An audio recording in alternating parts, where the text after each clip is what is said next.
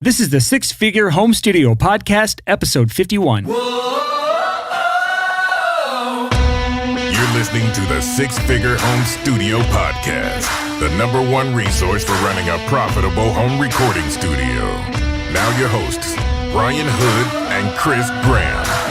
Welcome back to another episode of the Six Figure Home Studio Podcast. I am your amazingly wonderful, beautiful host, Brian Hood, and I'm here with my skanky, gross, despicable co-host. Yeah. Chris What's Graham. up, guys? How's it going? Chris Graham here. Oh man, no, that was really mean. You're actually the beautiful, amazing one. I'm the little troll standing under the bridge. Shh, that's not what I heard. What did you hear, Chris Graham? I heard there's a girl who thinks you're pretty hot, Brian. Yeah. So, big news. Since the last episode 50, I have become engaged. I am engaged now. That's a big deal. Yes, queen. I will be getting married sometime in the future. We haven't set a date yet, but I gave her the ring. She is my fiance now. I'm stoked AF. Freaking awesome. So many congrats to you, sir. Thank you.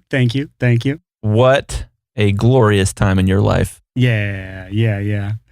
So, we're still deciding on a bunch. You know how it is, Chris. You're married, so it's like Yes, I am. I can only imagine what it's like between now and the wedding, and then the first year of marriage. All these things that you have to think about. So, if anyone has any advice for me, send it to podcast@thesixfigurehomestudio.com and let me know your premarital advice and then your postmarital advice. Oh, man.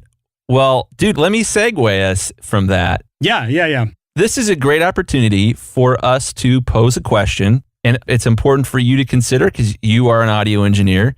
But this question of why do audio engineers seem to be so bad at relationships? Ooh. You talking about romantic relationships or just relationships in general? Well, romantic especially, but in general, our track record ain't great, guys. You know, there's not a whole lot of people that are known for being a great audio engineer and for being, you know, like a great family man or having really, really strong, I don't know, you know, we tend to obsess about stuff as a culture. This isn't true across the entire audio engineer spectrum, but it generally tends to be the rule rather than the exception. And that's one of the reasons when we had Matt on the podcast. Yeah, that was episode number 27. We had Matt Bajuro on talking about how he saved over $3,000 a month by downsizing to profitability. Yeah, and also saved his family in the process, you know, put his dreams backseat to his happiness. Man, that was such a cool episode. But I think it's something where we should sort of talk about the elephant in the room, which is, one, audio engineers, this is what the podcast is about. We typically struggle with business stuff. Mm-hmm. And two, we typically struggle with relationship stuff.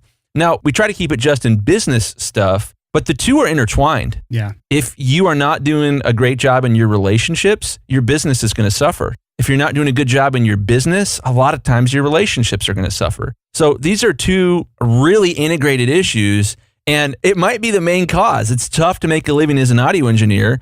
And anytime you're doing something where it's tough to make a living, it's tough to have good relationships as well. Yeah, so I don't want to make this whole episode only about romantic relationships because relationships as a whole directly translate to your business in some way, shape, or form. Yeah. It can lead to referral work. It can lead to people that can help you through problems. It can lead to having a more stable life so that you can focus on your business. So it's not just romantic relationships, but with that being said, I do want to note that for the first 6 years of me running my studio, I was so single it hurt. It was like I was impressively single with no prospects of a girl in my life. So it was definitely a rough period in my life, and I can definitely be one to say that being an audio engineer, trying to make it in this business is really, really hard to do while also maintaining not just personal friendships, but romantic relationships, or even to find romantic relationships. So there is still, like, I don't want to make this whole episode about romantic relationships because that's not really our area of expertise. But what I will say is that all relationships will affect your business in some way, shape, or form. And so this episode is going to be our attempt at uncovering this complex issue of why audio engineers and recording professionals and studio owners tend to be not just bad, but just awful at relationships in general. Yeah. Well, and I think as we examine the business side of things too, I think many of the reasons, like I said, that we're bad at business as a profession are the same reasons we're bad at relationships. One of the first things that I'd want to talk about is when I'm on the phone with a potential client or a client that's thinking about hiring me for mastering, it is hilarious the consistency of the stories I hear. How so? Give me an example. Well, I'll always, if I'm meeting a new artist or new producer, new mix engineer, I like to have a phone call. I like to say, hey, tell me your story. I'm a nerd, but I just love people's stories. Like hearing other people's stories is like my favorite thing in the world to do. You never asked me my story. What? Are you kidding me? I interviewed you. That's episode number 2. No, episode 3, actually. Episode 3 is my story. This is true. But the consistency of stories I get on the phone from people, especially artists, it's hilarious how similar they are. And it's usually, I would say, 60% of the time, if it's their first record, the story is almost always the same. Well, we were working on this record for, more than a year. Things were going pretty good. And then my engineer just kind of flaked out. I couldn't get him to call me back. I couldn't get him to, do the revisions I was asking for. He just sort of disappeared. And these are the files that we have to work with. It's a really, really, really common story. It generally tends to be people's first record, but even at higher levels, there's generally a complaint about the audio engineer that I get as the mastering engineer talking to the artist. I see that in my own world as a mixing engineer, people abandoning the record and then them having no choice but to hire someone else to mix the record. Yeah, so this is a common thing. And again, this is a relationship issue where the audio engineer apparently bit off more than they could chew, oversold themselves, and then torched the relationship with the client. And man, that's a very interesting pattern. Definitely, this is just my experience. So I can't say that it's this way or 60% across whatever. This has just been my experience. Another thing, and we're going to try to really announce the elephants in the room in this episode, but another thing that's sort of painfully obvious is you don't see a lot of audio engineers that are married past, say, 5 years, maybe 10 years. That's a tough discussion for a lot of people. Yeah. And so the big reason I'm bringing this up, I don't want anyone to feel weird or feel uncomfortable listening to the podcast. But the reason I bring this up is what's the point of learning business skills for your recording business if you die alone? That's a question that is not easily answered. Yeah, it really isn't. But for me, I know that hopefully as an old man, I'm going to be laying in a hospital bed in my 115th year. And I'm not going to look back at my audio career and want to go back and be like, man, if I just could have cut those vocals one more time. Oh, gosh. If I just had gain staged my preamp slightly differently, maybe we could have got more saturation on that main vocal on that one song. Oh, that's my biggest regret. I'm going to look back and wish I spent more time with my kids or took my wife on more dates. And this is healthy for me to think about. And, I, like every other audio engineer, I get obsessive about stuff sometimes, or I'll be like, I need this pair of headphones or else I won't be happy. Or, there's all these things, and I think I want to pose this question. Why do we as a profession tend to struggle with relationships?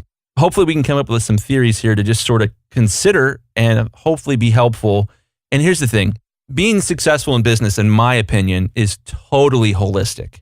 The more you look reality in the eye and face hard truths and make reality your friend, the better your business is going to do. And part of that sort of fixation on reality is inevitably going to have to do with what's your relationship with your spouse or your girlfriend or your ex-spouse or your kids or your parents. I don't know. But there's just a lot there where if you are totally failing in one area of life, it will absolutely impact you in this sort of audio profession. It will absolutely screw you. Yeah, so I think one area to kind of talk about right now that I see, not just in audio engineer world, but in just all entrepreneurs, is we start out wanting to do this, A, because we love it, right? As audio professionals, we tend to love what we do, or else we probably wouldn't do this. But 2, there seems to be a why behind it, and that why, the monetary why, is so that we can support our families and our lifestyles doing what we love to do. But the danger, and that I think a lot of people fall into, myself included, especially for the first 6 years I did this, was to be so tunnel vision, singularly focused on the business side of things that I let all other things wither and die around me. I had no balance in my life. And whenever you lose vision on what you're really trying to do, why you're trying to do it, it's really easy to just neglect those who you really care about and who you may be doing this for in an effort to build something you think is maybe more important and more pressing at the time. Yeah. So, man, that kind of brings me to a question. Do audio engineers struggle with relationships because they are audio engineers? Or do audio engineers struggle with relationships because people who struggle with relationships gravitate towards being an audio engineer? That's the question I am not qualified to answer, Chris. Yeah, nor am I. But I will say, this is a tough industry to make it in. You have to be tenacious and driven and single-minded. And if you're not, and you're easily sort of like distracted, like you're going to get rolled over, in my opinion. And so people like that, you and I are definitely both like struggle with focusing on an issue too much. Yeah. And if you're that type of person, then yeah, audio is a viable career path for you because you have to be singularly focused while there's so many distractions in the room and so many places that you can drop the ball. I think that there is sort of an issue there where we don't have just normal average people with any level of success as an audio engineer. We have obsessive people that make it on any level, and those obsessive people tend to struggle with relationships. Yep. I can speak from experience here as someone who, when I encounter a problem, I'm a problem solver. If I come across a problem, my mind works in a way that I immediately start trying to solve that problem, which creates another problem, which is when I'm trying to problem solve and I'm so headfirst into an issue, I tend to tune out literally everything in my life. I will ignore texts, which I still do all day long. During work hours, I still ignore my texts all day. I will let relationships kind of wither and die. If it's an issue where like I'm trying to solve a problem or do something that takes a long time, I'll let friendships kind of fade away. Naturally, that's just the way I tend to be. That's my struggle. And until I really finish the project or finish the thing, my mind does not come out of it and allow me to focus on those around me. And so that's something I still to this day struggle with. And there are things that I do to kind of counter that, but I'd say that it's taken me years to get to the point where I even knew to acknowledge that that was an issue. When I was younger, and why I was single for 6 years in a row, was because I didn't know that was a problem. I just sat in a room tweaking knobs, learning how things worked, trying to solve whatever problem came up that day or that week or that month.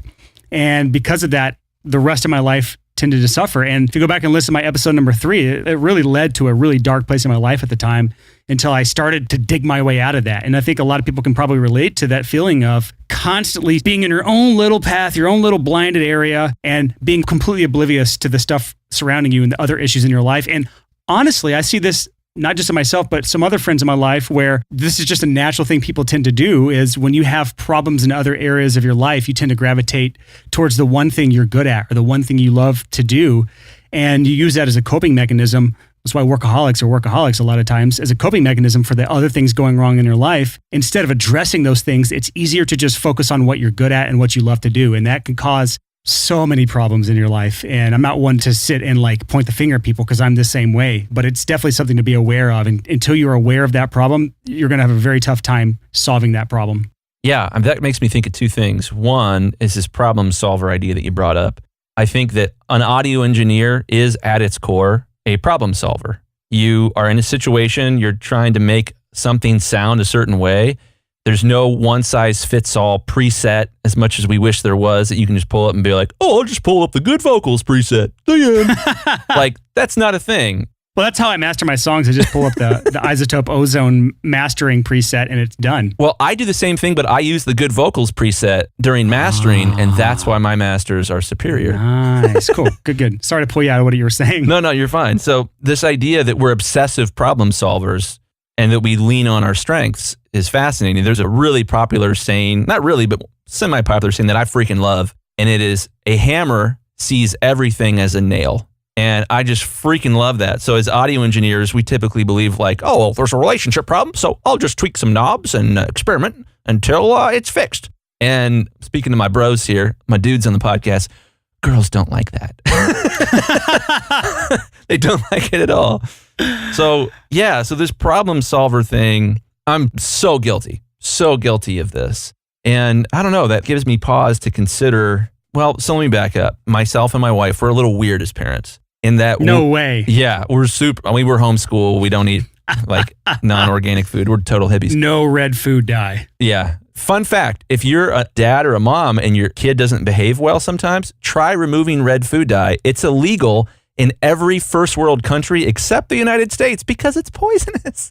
So anyways, I digress. It causes massive behavioral outbursts in our children. Ridiculous stuff. That's why I was such a shit child. Yeah, it's all red food dye. I had plenty of it growing up. I had shots of it. Yeah, me too. I typically drink it from LaCroix cans. Anyways, I digress. Oh my God. So one of the things we do that's weird as parents is that we punish our children when they are not using self-control. We reward them when they are using self-control. Well, that sounds logical to me as a non-parent. As the parent who does it, I agree. And so the big idea there is that we reward self-control. And the hope there is that, from what I've read, if you condense all of psychology down to one sentence, it's you get what you reward for. So the idea here is that because we reward for self-control, that they'll get better at it. But what's hilarious with my kids is they'll be in a situation sometimes where they're struggling with self-control and they start to have a little bit of a meltdown. Maybe grandma and grandpa gave them some red food dye. And what I'll do is I'll say to them, use your self-control. And there'll be a moment where they'll pause and say, oh yeah, I have that tool available to me, but I haven't turned it on yet. And it's when they decide like, oh yeah, use self-control. Like my daughter who's 2 can stop crying on a dime. She's adorable, by the way. Well, Your daughter is sir. the cutest. She loves you. She talks about you constantly. Yep. Weirdly obsessed with me. Weirdly obsessed with you. But this decision to use self-control, a tool that's available to us, for whatever reason, like I feel like that's something, there's some sort of truth buried in there for us as audio engineers to not just use one tool available to us. There's just a lot of different tools to develop in our lives, not just for business, but there's emotional intelligence. That's another tool you need to develop as an adult.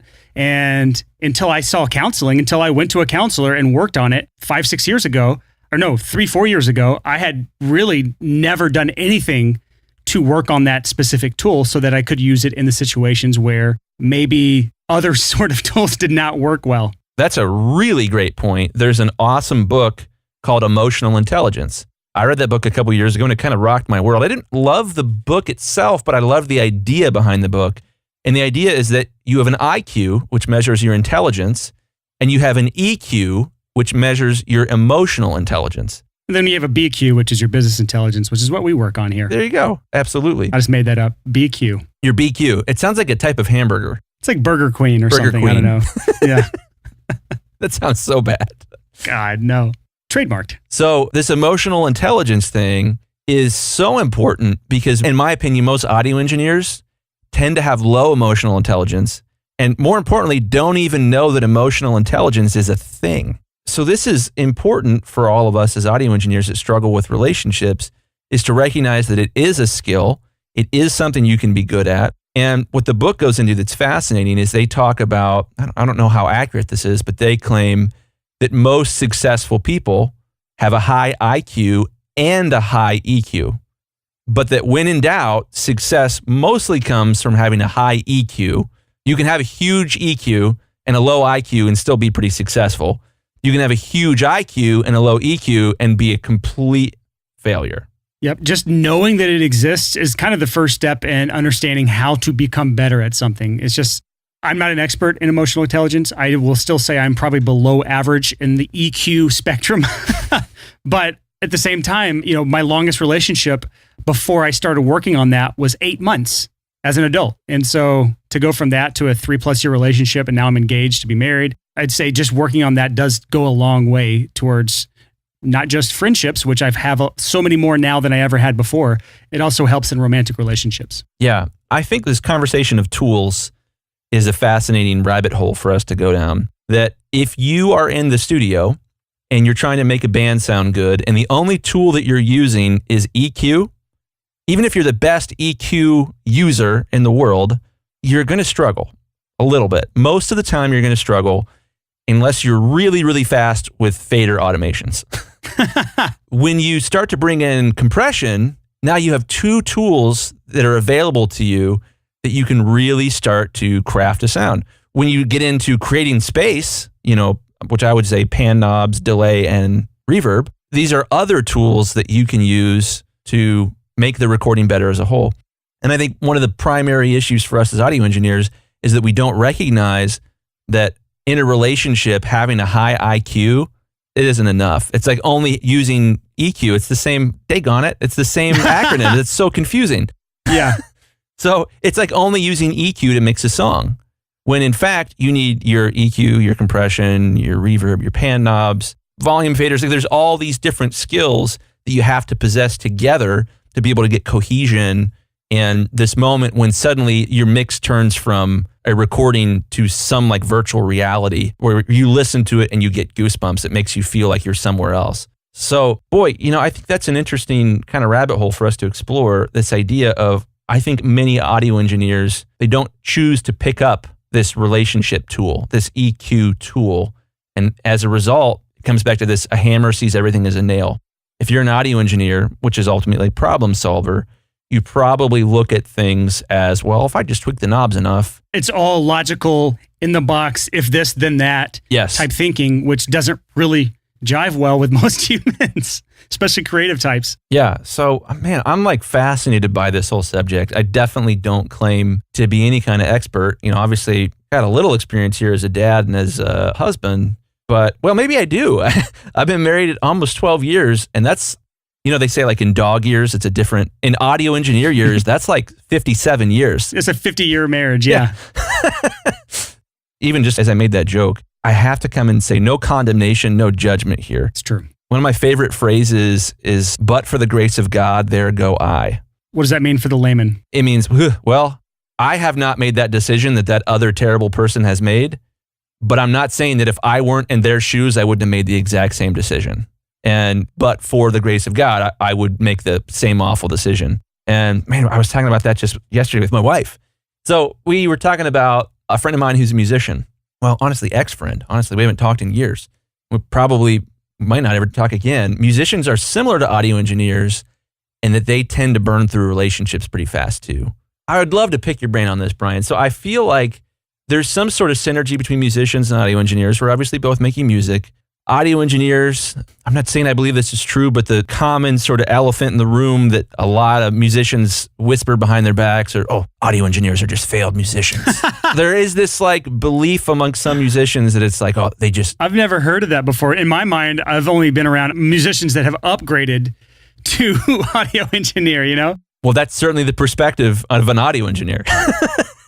And so it's a weird dynamic because as an audio engineer, we're in a position to have power over musicians, but the musicians get to get up on stage and we don't.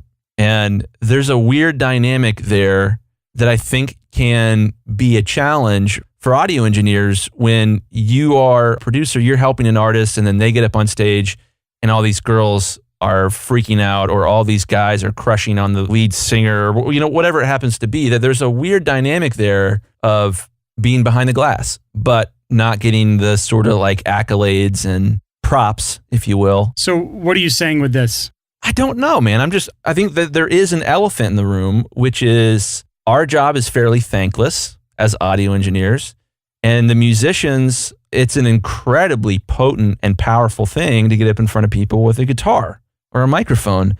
And it engages and captivates people in a way that's like nothing else does. It's interesting because I've never really thought of it before. I did my time on tour, played hundreds of shows in a dozen or so countries, and that was a very enjoyable part of my life. But when I went into the audio engineering world, it was not something I missed. It was like I loved being in a city now where I had roots planted down, and I had started to, have a routine in my life, which we still need to kind of talk about. Yeah. The routine side of relationships. Well, I'm the same. My attraction to audio engineering was that I wanted to make music, but I knew that if I traveled, I probably would have a hard time staying married.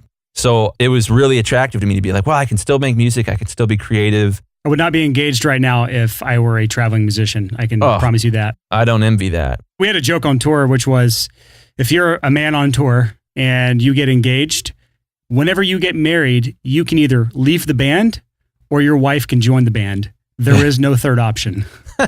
And I've seen both on tour. There was a band back in my day called Mortal Treason.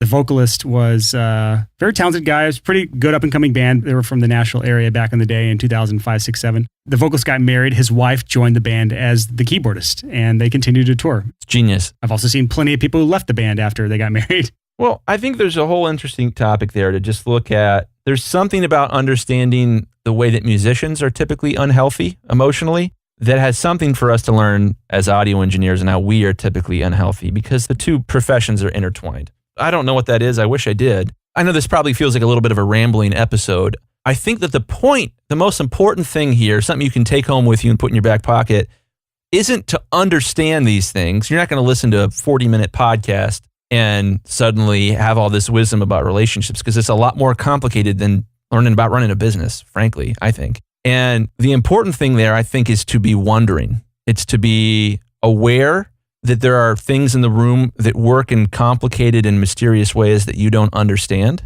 and recognizing that, as opposed to approaching it as an audio engineer, like, well, it's just a signal flow issue. I'll just gain stage these two compressors differently. So like, it's, we would love to believe that our world is as simple as signal flow, as simple as how we do routing within our studio. It's a lot more complicated than that. Well, I think we could kind of shift out of this really complex emotional intelligence type of conversation. Let's do it. Because again, this is above my pay grade. I'm not an expert in this. I don't know if you're even an expert in this. It is a rabbit hole worth going down. And if you really do struggle with that side of things, it is worth going to see a counselor about and seeing if there's some certain things that you are ignoring in your life right now, or that you have failed to unlock in your life right now that you need to work on.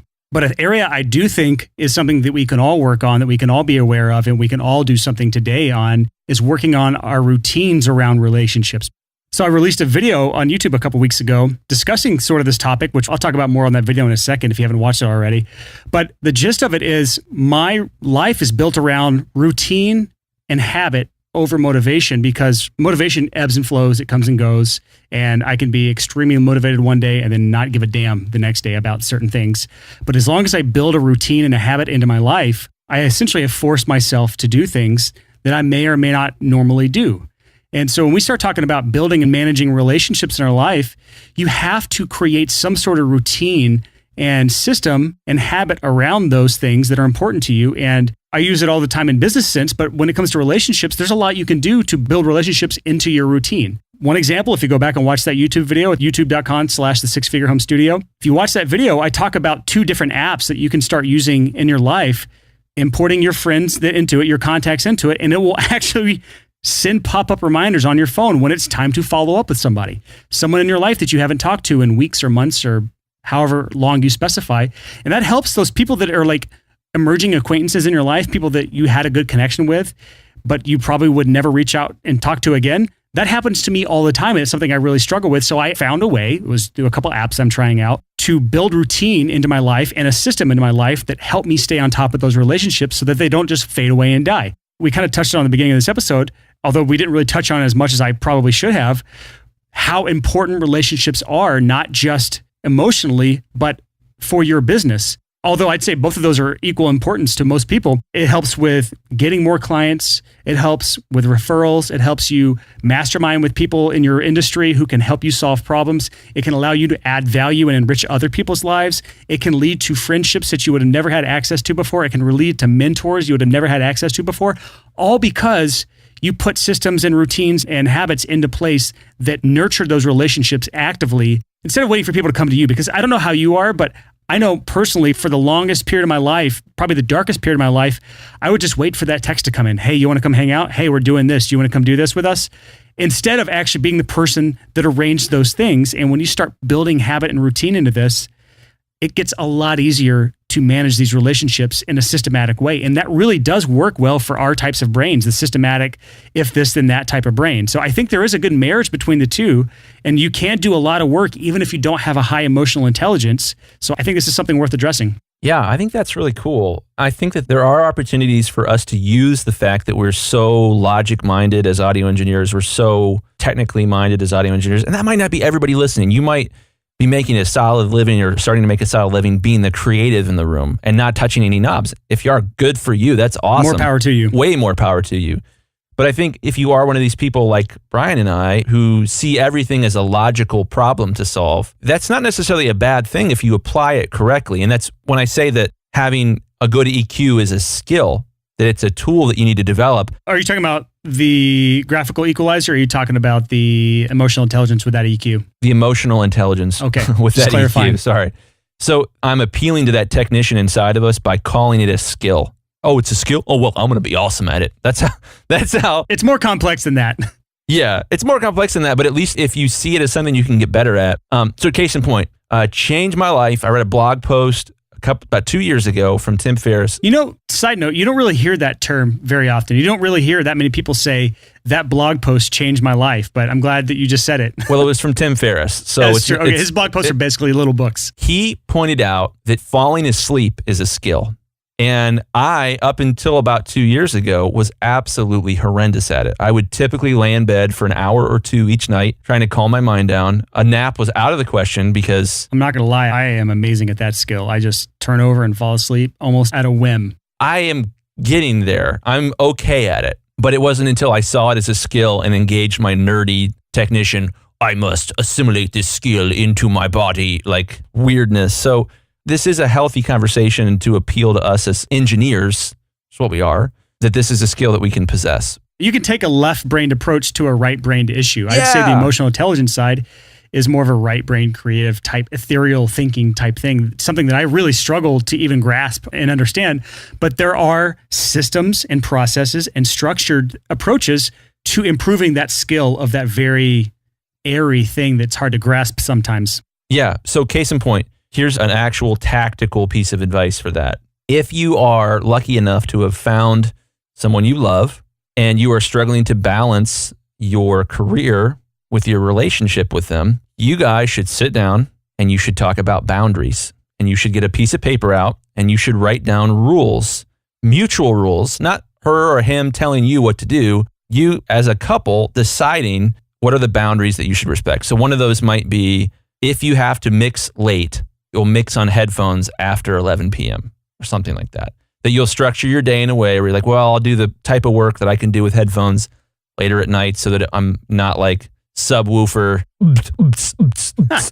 at 3 a.m. when your wife has to go into her job the next day or something like that. So I think having that conversation with a piece of paper, it shouldn't be like a paragraph. It should be bullet points, in my opinion. Really simple, really easy. 1, no mixing after XYZ. 2, no reading blog posts and debating people on gearsluts.com about meaningless junk while watching a movie with one's significant other. Stay fully present. Yeah. There are all these things that you can do where you can 80-20 and say, well, what causes 80% of our problems that's related to my career? Can we come up with boundaries and a list of rules that helps me know it's not appropriate to be watching some romantic movie with your spouse at night while also arguing about which manufacturer has the best microphones on Gear Sluts or something like that. Yeah, and if you hear Chris talk about the 80-20 principle and you're not sure what we're talking about, go back and listen to episode number 45.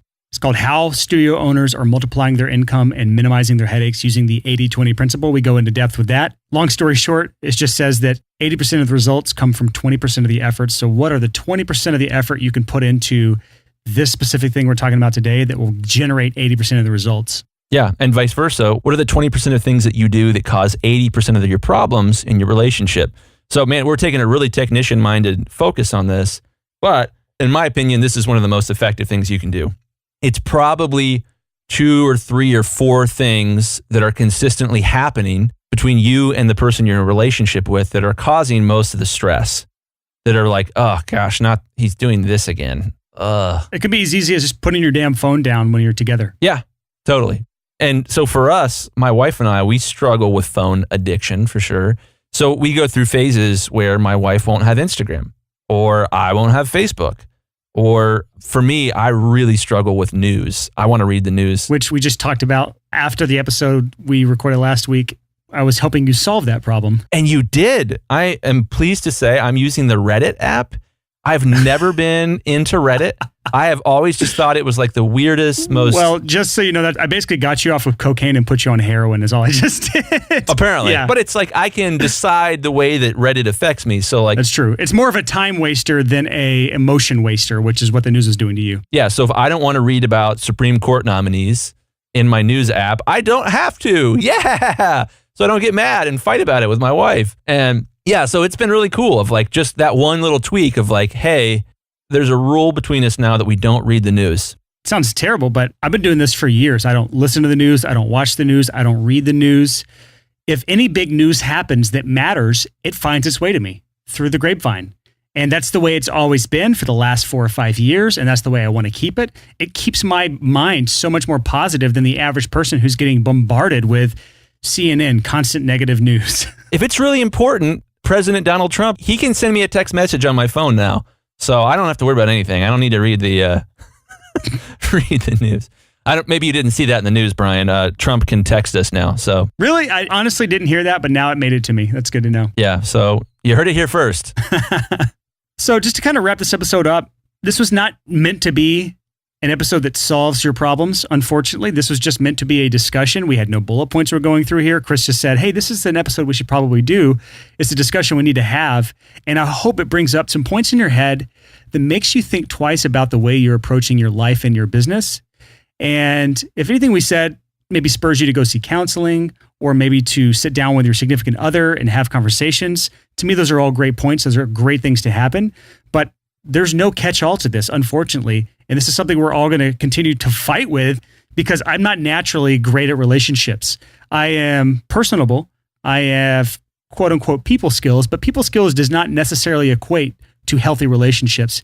And I think that's something that has to be said, first of all, and then addressed second of all. Yeah, so I think a fun way to close this would be, Brian, let me give you some advice for being married. Yes. You're engaged. Let me just throw out a couple ideas here. All right.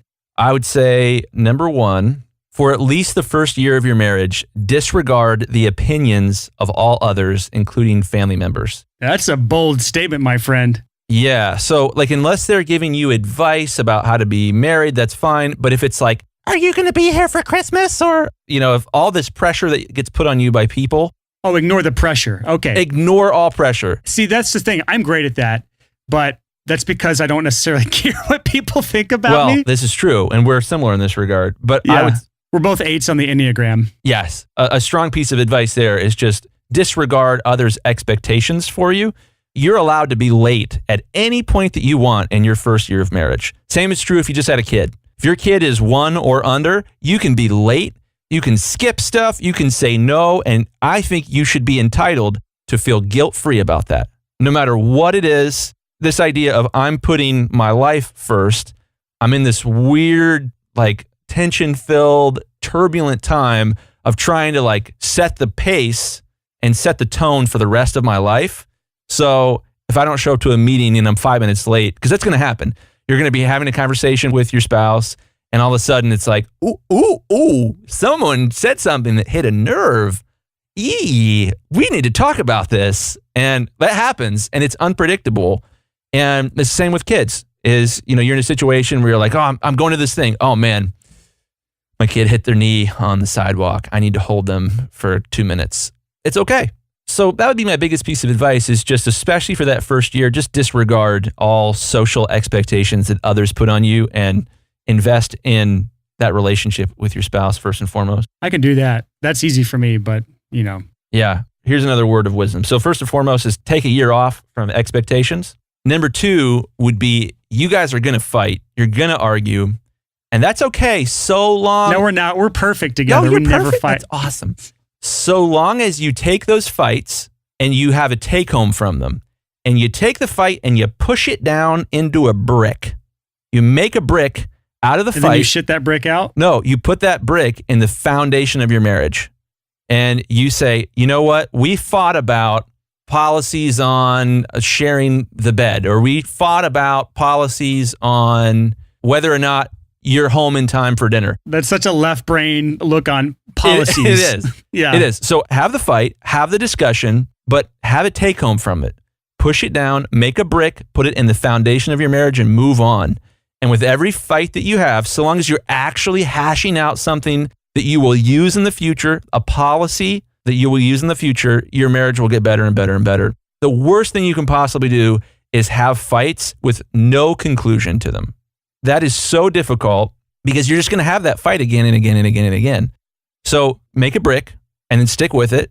Be a grown-up and say, well, okay, I won't do that anymore, honey. I hear you. I don't love it, but I get that that hurts your feelings. I will not tell you that you look fat in those blue jeans anymore. So whatever it is, it's going to be weird stuff. And you're going to definitely have these conversations where you're like, oh, I did not think I would ever have this argument with another human before. I can't believe that any other human on earth would think X, Y, or Z. Just make a brick out of it, put it in the foundation. So I'm going to leave it at that. Those are my 2 most important pieces of advice. take a year off from expectations from other people. And then shed a brick. And make bricks. So that is it for this episode of the Six Figure Home Studio Podcast. Hope you enjoyed that one. A little different than normal, I know, but relationships are a huge part of this. What's the point of having a successful studio if you are sad and alone in this world? And I think friendships, relationships, other people are what honestly bring the most joy out of what I do. So go text somebody, tell them you love them. Next week's episode is interesting because we're not telling you what to do, which is what we normally do on this podcast, but we're telling you what to not do. That sounds kind of weird. Believe me, it's not, because think of it this way.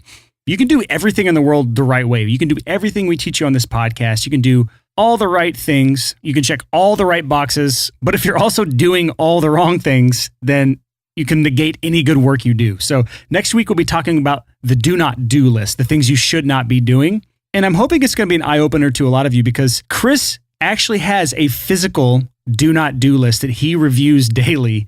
Meanwhile, I don't have anything like that. Mine's in my head, and it's something that's made me reassess the way I'm doing my daily routines by putting more things on that do not do list physically, so that I know that I should not be doing those things. So next week, do not do list, we talk about how to create your own do not do list, and I think it's a pretty fun episode. So stay tuned. Next week, 6 a.m., Tuesday morning, that episode goes live. Until next time, thanks for listening and happy hustling. Whoa.